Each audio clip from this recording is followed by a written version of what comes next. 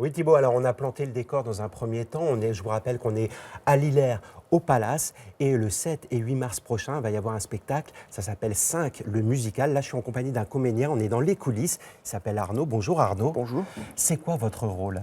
Alors je joue Élie et je suis le chef de salle du cabaret. Alors, c'est quoi votre plaisir? Pourquoi vous faites partie de cette compagnie?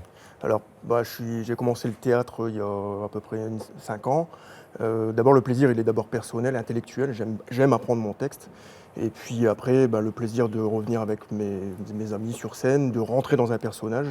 C'est encore plus jouissif quand ce personnage est complètement différent de ce qu'on est dans la vie de tous les jours. Alors, c'est quoi le caractère de ce personnage et est-ce qu'il va lui arriver des bricoles? Est-ce qu'on peut le dire? Alors Élie est quelqu'un de très sûr de lui et de très joueur.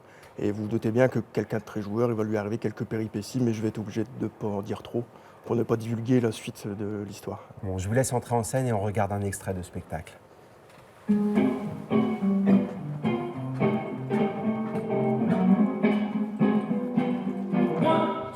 One, two, three, four. All right. Like the legend of the phoenix,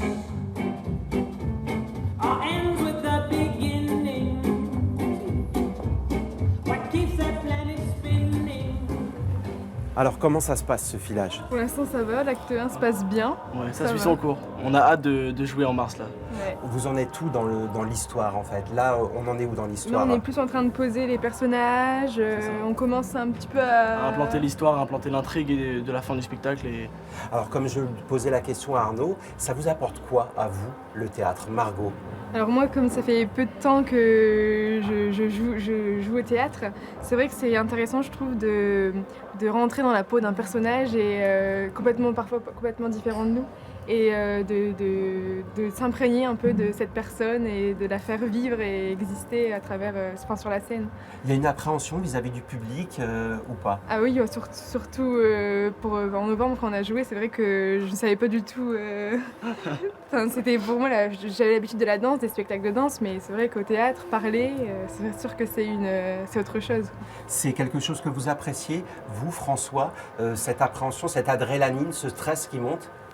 C'est vrai que c'est quelque chose au début, quand on commence, on se dit oula c'est stressant, il y a beaucoup de monde qui vient me voir. En plus quand tu as de la famille ou des amis qui viennent voir, c'est surtout très stressant. Tu veux bien jouer et leur montrer que tu sais faire bien les choses.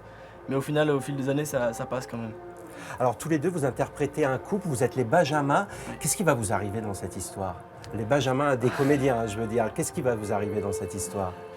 Moi, je joue le rôle d'un barman et je vais être très aguicheur envers le rôle de Lisa, qui est joué par Margot. Et par la suite, je vais être très...